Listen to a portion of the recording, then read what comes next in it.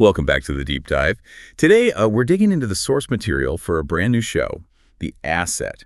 It's a Danish crime thriller. Just dropped globally on Netflix today, actually. October 27th, 2025. Yeah, and our mission here is to look at what the pre-release buzz is all about. The sources suggest it's, well, maybe not your typical spy thriller. It seems the real hook is this high-stakes emotional tangle at the center. Okay, right. So let's get straight into that. The premise revolves around T, Yeah.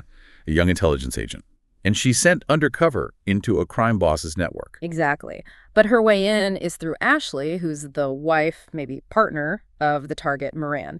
And this is where it gets tricky, according to the material. T has to basically live a double life. And the sources highlight that the line between her job, her duty, and this growing connection or empathy she feels for Ashley, it gets blurry, dangerously so.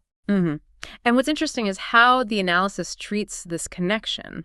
It's not just, a side plot. It's framed as the absolute emotional heart of the series. It shifts the question from, who can T trust to something more internal. Like, who is T becoming? Precisely. It forces her into this psychological deep dive based on who she's pretending to be. But did that focus on the feelings, risk-taking away from the actual spying? The operation itself? Well, the sources suggest not really. Actually, they argue that character depth drives the plot. We've got Clara Dessau playing T. Her transformation is key. She goes from, a cadet straight into pretending she's this experienced, sophisticated jeweler, all to win Ashley over. That's quite a jump. And then the targets. Yeah. You mentioned Ashley, played by Marie Kortzen. The sources called her this sort of unexpected emotional anchor. Yeah, exactly. And then there's Afshin Karuzi as Moran, the crime boss. Powerful, kind of enigmatic. Oh, and Nicholas Bro is in there too, in a supporting role, apparently adding that sort of cold agency counterpoint. Right, bringing it back to the mission. And speaking of that internal conflict, that sounds very Nordic noir. Totally. That's the vibe the production is leaning into heavily. The sources point to the classic elements, the dark themes, the moral ambiguity.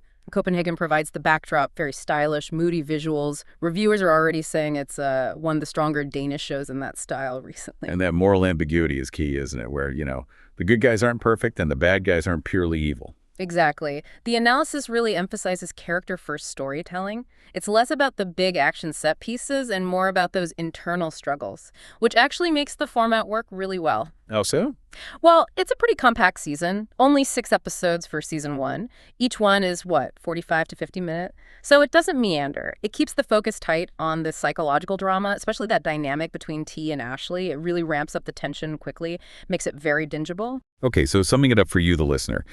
The Asset sounds like it's aiming to be smart, stylish, and pretty emotionally intense. It kind of strips back the usual spy stuff to focus on connection, betrayal, and what it does to someone to live a lie. Yeah, it's all about those shifting loyalties. And based on what we've seen in the sources about that intense bond, it really leaves you with this big question hanging, doesn't it? Yeah. Given how blurred the lines get, who actually is the asset in the end? Is it the person being targeted or the agent doing the targeting?